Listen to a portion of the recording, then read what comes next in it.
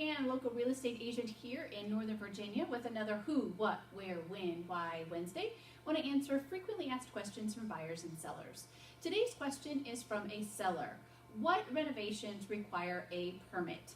So this question is really important to make sure that you're getting things permitted as you're doing new renovations to your property, and it varies depending upon the jurisdiction that you're in. So whether you're in Fairfax County, Prince William County, Loudoun County, make sure that you check with your local ordinances so that you know which ones are required. But today we have Fairfax counties listed here for you for some reference.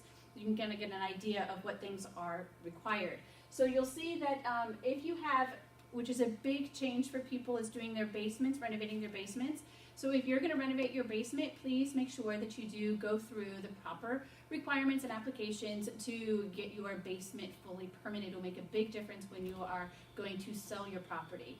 Things that are not required, if you're going to be doing your kitchen cabinets or you're putting in playground equipment, those types of things are not required to get permit for from the county. The playground equipment may be required from an HOA standpoint to get approval from that, but it is not required from the county.